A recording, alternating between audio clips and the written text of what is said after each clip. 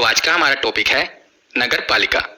इसे पिछली वीडियो में मैंने आपको ग्रामीण क्षेत्र के स्थानीय स्वशासन यानी कि पंचायती राज के बारे में डिटेल में पढ़ा दिया था और मैंने कहा था कि अगली वीडियो में हम शहरी क्षेत्र के स्थानीय स्वशासन यानी कि नगर पालिका के बारे में पढ़ेंगे। तो आज की वीडियो में हम नगर पालिका के बारे में पढ़ेंगे। तो चलिए बिना देरी किए हुए वीडियो को शुरू करते हैं। तो चलिए वीडियो की शुरुआत करते हैं। तो जैसा कि मैंने आपको पिछली वीडियो में बताया था कि जो हमारे भारत का प्रशासनिक ढांचा है उसके सबसे ऊपर आती है केंद्र सरकार, जो कि पूरे भारत को देखती है। उसके नीचे आती हैं राज्य सरकारें जो अपने अपने राज्यों को देखती हैं, और उसके नीचे आती है स्थानीय स्वशासन जिसे इंग्लिश में कहते हैं लोकल सेल्फ गवर्नमेंट। और इसके आगे दो भाग हैं, एक है ग्रामीण क्षेत्रों का स्थानीय स्वशासन जिसे हम पंचायती राज कहते हैं, और मैंने पिछली वीडियो में पंचायती राज के बारे में आपको डिटेल में बता दिया। अगर आपने वो वीडियो अभी तक नहीं देखी तो जरूर देख लेना। तो ग्रामीण क्षेत्र में मैंने आपको बताया था कि ग्राम पंचायत, पंचायत समिति और जिला पंचायत के बारे में। तो आज हम शहरी क्षेत्र के स्थानीय स्वशासन जिसे नगर पालिका कहते हैं उसमें नगर पंचायत, नगर परिषद और नगर निगम इसके बारे में पढ़ेंगे। तो जैसे ग्रामीण क्षेत्र के तीन भागों में था, ग्राम पंचायत ग्राम स्तर पर, पंचायत समिति ब्लॉक स्तर पर और जिला पंचायत जिला स्तर पर, इसी प्रकार शहरी क्षेत्रों का भी स्थानीय स्वशासन है नगर पंचायत, नगर परिषद और नगर निगम। इसे अब हम डिटेल में पढ़ते हैं। तो जैसा कि मैंने आपको बताया था कि जो स्थानीय स्वशासन व्यवस्था है इसका मूल उद्देश्य विकास की प्रक्रिया में जन भागीदारी को सुनिश्चित करना तथा लोकतांत्रिक विकेंद्रीकरण को बढ़ावा देना है, ताकि जो विकास की प्रक्रिया है इसमें जनता भाग ले, उसकी भागीदारी को सुनिश्चित करना और लोकतांत्रिक विकेंद्रीकरण को बढ़ावा देना है। तो विकेंद्रीकरण क्या है ये मैंने आपको पिछली वीडियो में बता दिया था। तो अब हम आगे देखते हैं। तो लॉर्ड रिपन जिनका कार्यकाल 1880 से लेकर 1884 तक रहा, इन्हें स्थानीय स्वशासन का जनक कहा जाता है। मैंने आपको बताया था ना कि इन्हें स्थानीय स्वशासन का जनक कहा जाता है क्योंकि इन्होंने 1882 में जिला बोर्डों की स्थापना की थी, ताकि जो लोकल लोग हैं, जो स्थानीय लोग हैं, उनको कुछ सुविधाएं दी जा सकें और उनका विकास किया जा सके। इसीलिए इन्हें स्थानीय स्वशासन का जनक कहा जाता है। तो आगे जो फैक्ट है ये बहुत ही महत्वपूर्ण है और कई बार एग्जाम में पूछा गया है कि नगर निगम की स्थापना सर्वप्रथम कहाँ पर हुई थी। तो याद रखिएगा, नगर निगम की स्थापना सर्वप्रथम मद्रास में हुई थी। कहाँ पर? मद्रास में। और कब हुई थी? तो 1687-88 में हुई थी। 1687 में बोर्ड ऑफ डायरेक्टर्स ने मद्रास में नगर निगम बनाने की अनुमति दी थी। तो नगर निगम बनाने की अनुमति 1687 में मिली थी और 29 सितंबर 1688 को मद्रास में सर्वप्रथम नगर निगम की स्थापना हुई थी। 1687 में अनुमति मिली और 1688 में नगर निगम की स्थापना हुई। और कहाँ पर हुई? तो मद्रास में हुई, ये याद रखिएगा। तो आगे देखते हैं। तो जो नगर पालिकाएं हैं उन्हें अभी हम डिटेल में पढ़ेंगे, पर पहले मैं आपको जो बैकग्राउंड में जो महत्वपूर्ण चीजें हैं वो समझा रहा हूँ। अभी हम आगे उसे भी देखेंगे। तो जैसे कि मैंने आपको बताया था कि जो पंचायती राज व्यवस्था है उसे संविधान सभा द्वारा संवैधानिक दर्जा नहीं मिला था, उसी प्रकार नगर पालिकाओं को भी संवैधानिक दर्जा नहीं मिला था। तो सबसे पहले 1989 में राजीव गांधी जी द्वारा एक संविधान संशोधन लाया गया, 65वां संविधान संशोधन विधेयक। इसे संसद में पेश किया गया जिसमें नगर पालिकाओं का वर्णन था। पर यह जो विधेयक था लोकसभा से तो पारित हो गया, वहां पर बहुमत था, पर राज्यसभा में पारित नहीं हो पाया, जिस कारण यह विधेयक कानून नहीं बन पाया। 2 साल बाद पीवी नरसिम्हा राव जी की सरकार आई और इन्होंने 74वां संविधान संशोधन पेश किया संसद के सामने और दिसंबर 1992 में यह लोकसभा से पारित हो गया और उसके अगले दिन ही राज्यसभा से पारित हो गया। और 20 अप्रैल 1993 को, याद रखिएगा 1993 को, यह इस पर राष्ट्रपति जी ने हस्ताक्षर कर दिए। तो जब राष्ट्रपति जी हस्ताक्षर कर देते हैं तो वो बिल कानून बन जाता है। तो 1 जून 1993 को यह पूरे देश में लागू हो गया। जो ये बिल था कानून बन गया और यह कानून 1 जून 1993 को पूरे देश में लागू हो गया। ये डेट याद रखिएगा, 1 जून 1993। तो अब हम देखते हैं 74वां संविधान संशोधन। तो वो बिल कानून बन चुका है ना। तो 74वां संविधान संशोधन नगर पालिकाओं से संबंधित है और 73वां किससे संबंधित था? वो पंचायती राज से संबंधित था और 74वां नगर पालिकाओं से। तो इसके द्वारा जो ये संशोधन हुआ था, इसके द्वारा संविधान के भाग 9A में अनुच्छेद 243 से 243 जेड तक जोड़ा गया, शामिल किया गया। याद रखिएगा कौन सा भाग जोड़ा गया, तो भाग 9A और अनुच्छेद 243B से लेकर 243ZG तक। ZG का मतलब क्या है, Z के बाद A, ZB, इसी प्रकार ZG तक ये प्रावधान जोड़ा गया संविधान के भाग 9A में। और उसी के साथ 12वीं अनुसूची का भी प्रावधान किया गया, जिसमें कुल 18 विषय बताए गए जिन पर नगर पालिकाएं काम करेंगी। हमने पंचायती राज व्यवस्था में पढ़ा था, उसमें कितने विषय थे, 29 विषय, और नगर पालिकाओं में 18 विषय। तो एक बार रिवीजन कर लेते हैं। तो ग्रामीण क्षेत्र के स्थानीय स्वशासन को पंचायती राज कहते हैं और शहरी क्षेत्र के स्थानीय स्वशासन को नगर पालिका कहते हैं। तो पंचायती राज वाला कौन सा संशोधन था, तो 73वां, और शहरी क्षेत्र वाला 74वां। और ग्रामीण क्षेत्र यानी कि पंचायती राज में कौन सी अनुसूची जोड़ी गई थी, तो 11वीं अनुसूची, और शहरी क्षेत्र में 12वीं अनुसूची, उसे अगली वाली। और इसमें ग्रामीण क्षेत्र वाले में जो पंचायती राज है, इसे कुल कितने विषयों पर काम करने की शक्ति प्रदान की गई थी, 29 विषयों पर, और शहरी क्षेत्र में 18 विषय। ये याद रखिएगा, ग्रामीण क्षेत्र यानी कि पंचायती राज में 29 विषय थे और शहरी क्षेत्र यानी कि नगर पालिका में 18 विषय हैं। ये दोनों याद रखिएगा। तो अब हम नगर पालिकाओं की संरचना और गठन देख लेते हैं। तो नगर पालिका के 3 भाग होते हैं। पहला नगर पंचायत, दूसरा नगर परिषद और तीसरा नगर निगम। तो जिस प्रकार हमने पंचायती राज व्यवस्था में भी पढ़ा था कि उसके 3 भाग होते हैं, ग्राम स्तर पर ग्राम पंचायत, ब्लॉक स्तर पर पंचायत समिति और जिला स्तर पर जिला पंचायत, उसी प्रकार नगर पालिकाओं के भी 3 भाग होते हैं, नगर पंचायत, नगर परिषद और नगर निगम। तो जो नगर पंचायत होती है ये परिवर्तित क्षेत्रों में होती है, और नगर परिषद छोटे नगरीय क्षेत्रों में यानी कि छोटे शहरों में, और नगर निगम बड़े नगरीय क्षेत्र बड़े शहरों में यानी कि महानगर में। तो पहले नगर पंचायत देखते हैं। तो ये कहाँ पर होती है, परिवर्तित क्षेत्रों में। परिवर्तित क्षेत्र का मतलब कि जो गांव शहर की ओर परिवर्तित हो रहे हैं वहां पर नगर पंचायत होगी। अगर वो गांव ही रहेंगे तो वहां पर पंचायती राज व्यवस्था लगेगी, पर अगर गांव शहर की ओर परिवर्तित हो रहे हैं तो वहां पर नगर पंचायत होगी। और नगर पंचायत का जो अध्यक्ष होता है उसे चेयरमैन कहते हैं। उसी प्रकार जो छोटे नगरीय क्षेत्र होते हैं यानी कि छोटे शहर होते हैं वहां पर नगर परिषद होगी। याद रखिएगा नगर परिषद, और इनके अध्यक्ष को नगर परिषद का अध्यक्ष कहा जाता है। और उसके आगे है बड़े नगरीय क्षेत्र यानी कि जो बड़े बड़े शहर हैं और महानगर हैं वहां पर नगर निगम होगी, और नगर निगम के अध्यक्ष को मेयर कहा जाता है। तो मैंने आपको नगर पंचायत, नगर परिषद और नगर निगम इनके बारे में बताया, और ये भी बताया ये कहाँ पर होते हैं और इनके अध्यक्ष को क्या कहते हैं। अब हम देखते हैं कि अध्यक्ष और जो सदस्य होते हैं नगर पालिका के, इनका निर्वाचन कैसे होता है। जब मैं नगर पालिका कहूँगा तो नगर पालिका का मतलब क्या है कि नगर पालिका में नगर पंचायत भी आ जाएगा, नगर परिषद भी आ जाएगा और नगर निगम, ये तीनों ही नगर पालिका के अंदर आ जाएंगे।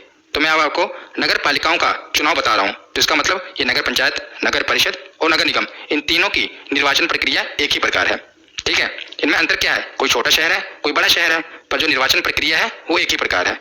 तो जो सदस्यों का चुनाव होता है नगर पालिकाओं के, ये प्रत्यक्ष रूप से होता है, यानी कि इसमें जनता भाग लेती है। तो जैसा कि आप देख रहे हैं, ये मान लीजिए एक शहर है और शहर को जनसंख्या के हिसाब से वार्ड में बांट दिया जाता है, वार्ड नंबर 1, वार्ड नंबर 2, इसी प्रकार जिस प्रकार मैंने आपको बताया था ना पंचायती राज व्यवस्था में कि गांव को भी वार्ड में बांट दिया जाता है, उसी प्रकार शहरों को भी वार्ड में बांट दिया जाता है, वार्ड नंबर 1, वार्ड नंबर 2, इसी प्रकार। तो हर एक वार्ड से एक वार्ड सदस्य जीतता है जिसे जनता चुनकर भेजती है।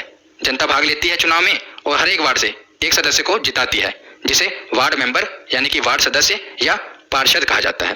तो जो सदस्यों का चुनाव होता है ये तो प्रत्यक्ष रूप से होता है, यानी कि इसमें जनता भाग लेती है, पर अध्यक्ष का चुनाव प्रत्यक्ष और अप्रत्यक्ष दोनों रूप से होता है। कई राज्य अध्यक्ष का चुनाव प्रत्यक्ष रूप से कराते हैं, यानी कि उसमें जनता भाग लेती है, जनता चुनकर भेजती है, पर कई राज्य अध्यक्ष का चुनाव अप्रत्यक्ष रूप से कराते हैं जिसमें जनता नहीं भाग लेती। अप्रत्यक्ष रूप का मतलब क्या होता है, उसमें जनता भाग नहीं लेगी, जनता जिन्हें चुनकर भेजती है वो आगे चुन लेते हैं। मतलब कि जनता वार्ड मेंबर को चुनकर भेजेगी, हर एक वार्ड से वार्ड मेंबर को चुनेगी और जनता उन्हें भेजेगी। तो वो वार्ड मेंबर क्या करेंगे, जो जीते हुए वार्ड मेंबर हैं वो अपने में से एक अध्यक्ष चुन लेंगे। तो वार्ड मेंबर अपने में से अध्यक्ष चुन लेंगे और वार्ड मेंबर को जनता चुन लेगी। ये हुआ अप्रत्यक्ष चुनाव। तो ये राज्यों पर निर्भर करता है कि वो अध्यक्ष का चुनाव प्रत्यक्ष रूप से कराएं या अप्रत्यक्ष रूप से कराएंगे, पर सदस्यों का चुनाव प्रत्यक्ष रूप से ही होगा, ये याद रखिएगा। और साथ में ये भी याद रखिएगा कि संसद और विधानमंडल इनके सदस्य भी इसमें शामिल हो सकते हैं अगर वो इसी निर्वाचन क्षेत्र में आएंगे। मैंने पिछली वीडियो में भी आपको बताया था कि संसद और विधानमंडल के सदस्य भी इसके सदस्य बन सकते हैं। तो आगे हम 74वें संविधान संशोधन की कुछ मुख्य बातें देख लेते हैं। ये वही पंचायती राज वाली सेम है, पर हम पढ़ लेते हैं। कि आरक्षण किसे किसे मिलेगा।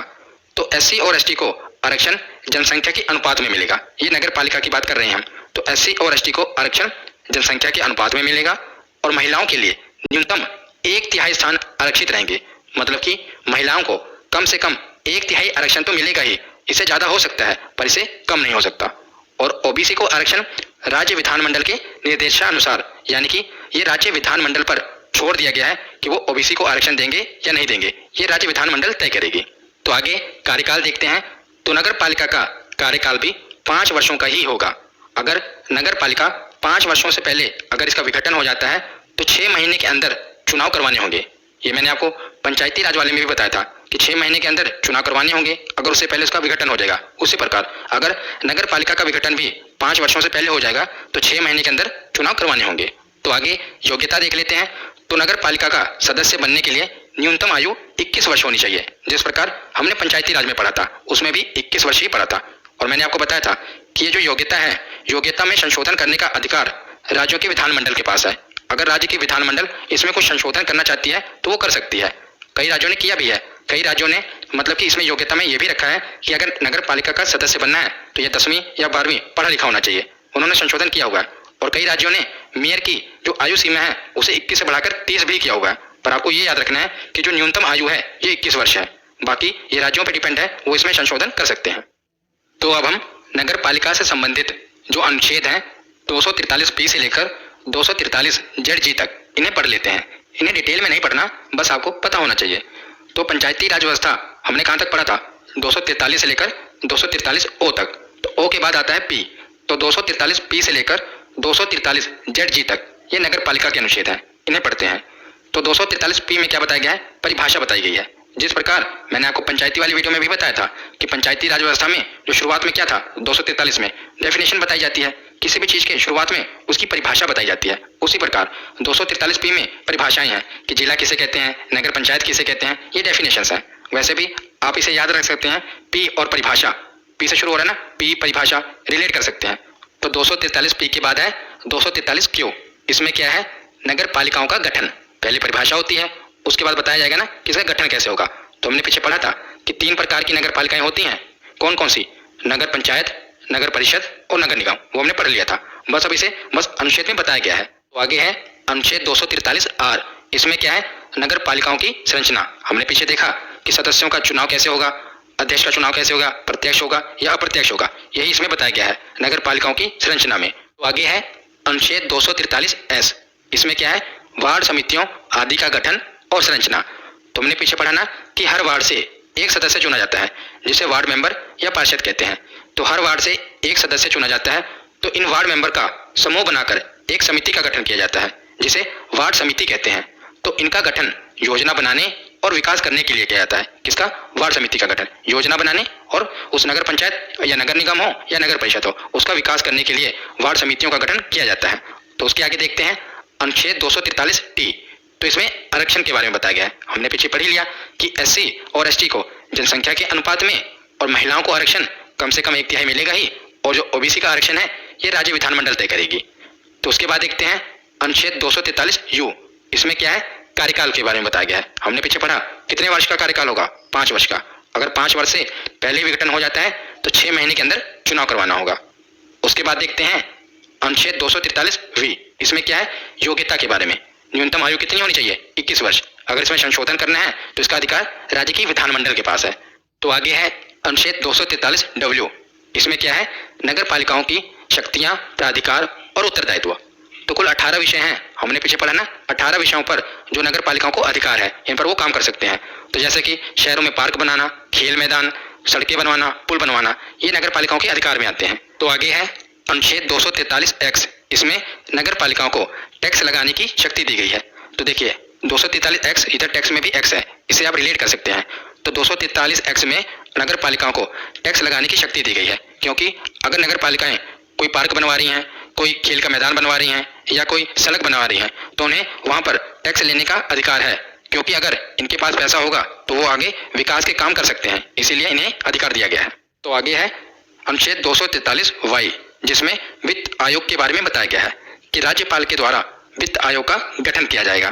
तो पंचायती राज व्यवस्था में भी मैंने आपको बताया था कि राज्य वित्त आयोग देखेगा कि कितना पैसा देना है और जो टैक्स लगा रही हैं नगर पालिकाएं कितना लगा रही हैं, कहाँ लगा रही हैं, ये सब वित्त आयोग देखेगा। उसके आगे हम देखते हैं अनुच्छेद 243 जेड। तो इसमें बताया गया है कि नगर पालिकाओं के लेखाओं की संपरीक्षा यानी कि जो राज्य विधानमंडल है उसके पास शक्ति है कि वो नगर पालिकाओं का लेखा जोखा देख सकती है, वो जांच कर सकती है कि जो नगर पालिकाएं हैं ये पैसा कहाँ पर खर्चा कर रही हैं, ये सभी जांच पड़ताल राज्य विधानमंडल कर सकती है। उसके बाद देखते हैं अनुच्छेद 243 जेड ए। जेड तक हो गया, अब आगे है जेड ए। इसमें है कि नगर पालिकाओं के लिए निर्वाचन, कि जो नगर पालिकाओं का चुनाव होगा ये कौन करवाएगा, तो राज्य निर्वाचन आयोग। ये पंचायती राज व्यवस्था में भी बताया था, वहां पर भी राज्य निर्वाचन आयोग ही चुनाव करवाएगा। उसके आगे देखते हैं अनुच्छेद 243 जेड बी। इसमें क्या है कि संघ राज्य क्षेत्रों को लागू होना, तो जैसे कि जो नगर पालिकाएं हैं केंद्र शासित प्रदेशों में भी लागू हो सकती हैं, अगर राष्ट्रपति चाहे तो, राष्ट्रपति पर निर्भर करता है। उसके आगे है अनुच्छेद 243 जेड सी, कुछ क्षेत्रों में लागू ना होना, तो कुछ जनजातीय क्षेत्रों में नगर पालिकाएं लागू नहीं होती, मैंने आपको पंचायती राज में भी बताया था। आगे है अनुच्छेद 243 जेड डी। इसमें क्या बताया गया है कि जिला योजना के लिए समिति। तो इसमें क्या है कि जिले के विकास के लिए एक समिति का गठन किया जाएगा जिसे जिला योजना समिति कहा जाएगा। हाँ, पर ये याद रखिएगा कि इस समिति में पंचायती और नगर पालिका दोनों के सदस्य शामिल होंगे, क्योंकि एक जिले में शहर भी होते हैं और गांव भी होते हैं, इसीलिए जो ये जिला समिति होगी इसमें पंचायती राज वाले और नगर पालिका दोनों के सदस्य शामिल होंगे। आगे देखते हैं अनुच्छेद 243 जेड ई। तो इसमें महानगर योजना के लिए समिति, कि जो महानगर हैं उनके विकास के लिए भी समिति बनाई जाएगी। तो जेड डी में है जिला योजना के लिए समिति और जेड ई में है महानगर योजना के लिए समिति। तो जेड डी वाला आप ऐसे रिलेट कर लेना, देखिए जिला को इंग्लिश में क्या कहते हैं, डिस्ट्रिक्ट, तो उसी प्रकार इसमें जेड के विषय क्या डी, तो इसे आप रिलेट कर लेना, डी से डिस्ट्रिक्ट, तो जिला योजना के लिए समिति, और ई में क्या है महानगर योजना के लिए समिति। तो आगे है अनुच्छेद 243 जेड एफ कि विद्यमान विधियों और नगर पालिकाओं का बना रहना। तो ये इतना महत्वपूर्ण नहीं है, फिर भी मैं आपको बता देता हूँ कि जब नगर पालिकाएं लागू हुई उससे पहले भी कई राज्यों में नगर पालिका जैसा मिलता जुलता सिस्टम चल रहा था। तो इसमें यह कहा गया था कि जो नगर पालिका जैसा सिस्टम है ये चलता रहे, 1 वर्ष तक चलता रहे, उसके बाद क्या होगा, जो हमने ये बनाया नया कानून उसी तरह आपको फॉलो करना पड़ेगा। तो 1 वर्ष तक उन्हें चलने की अनुमति दे दी गई थी। उसके आगे है अनुच्छेद 243 जेड जी, ये लास्ट अनुच्छेद है। तो इसमें निर्वाचन संबंधी मामलों में न्यायालय के हस्तक्षेप का वर्जन, मतलब कि जो नगर पालिका का जो ये निर्वाचन संबंधी मामला है इसमें न्यायालय भी दखल अंदाजी नहीं कर सकती, ये 243 जेड जी में बताया गया है। तो यहाँ पर हमारा थ्योरी सेक्शन कंप्लीट होता है। अब हम प्रीवियस ईयर क्वेश्चन देखते हैं। तो पहला प्रश्न है नगरीय शासन की प्रणाली को किस संविधान संशोधन द्वारा संवैधानिक दर्जा दिया गया। तो इसका सही जवाब होगा ऑप्शन सी 74वां संविधान संशोधन। अगला प्रश्न है कि स्थानीय स्वशासन का पिता किसे कहा जाता है। तो लॉर्ड रिपन को कहा जाता है, हमने पढ़ा था। अगला प्रश्न है कि भारत का पहला नगर निगम कहाँ स्थापित किया गया था। तो कहाँ पर स्थापित किया गया था, मद्रास में, वेरी इंपॉर्टेंट, याद रखिएगा। तो अगला प्रश्न है कि नगर निगम के सदस्य को क्या कहते हैं, मेयर कहते हैं, और कहीं कहीं पर इसे महापौर भी कहते हैं, तो दोनों याद रखिएगा, मेयर और महापौर। अगला प्रश्न है कि नगर पालिका शासन से संबंधित भाग कौन सा है। तो कौन से भाग को जोड़ा गया था, तो भाग 9A इसे शामिल किया गया था। अगला प्रश्न देखते हैं कि नगर पालिका का संबंध किस अनुसूची से है। तो बताइए किस अनुसूची से है, तो 12वीं अनुसूची से है। तो अगला प्रश्न है कि पहला नगर निगम स्थापित कब हुआ था। तो इसका सही जवाब है 1687-88। अगला प्रश्न है कि नगर पालिका का कार्यकाल कितना होता है। तो 5 वर्षों का। अगला प्रश्न है कि नगर पालिकाओं को 12वीं अनुसूची में वर्णित कुल कितने विषय पर विधि बनाने की शक्ति प्रदान की गई है। तो कुल कितने विषय हैं, 18 विषय, याद रखिएगा, और पंचायती राज में 29 विषय। ये कब ये लागू हुआ था, तो मैंने आपको बताया था 1 जून 1993 को यह लागू हो गया था, यानी कि प्रभाव में आ गया था। आज का लास्ट प्रश्न है कि वार्ड सदस्य जिसे पार्षद कहते हैं ये मनोनीत होते हैं, नियुक्त होते हैं या निर्वाचित होते हैं। तो मैंने आपको बताया था कि ये निर्वाचित होते हैं, यानी कि जनता द्वारा चुने जाते हैं। तो आज की ये वीडियो यहीं पर खत्म होती है। कैसी लगी ये वीडियो कमेंट सेक्शन में जरूर बताना। धन्यवाद।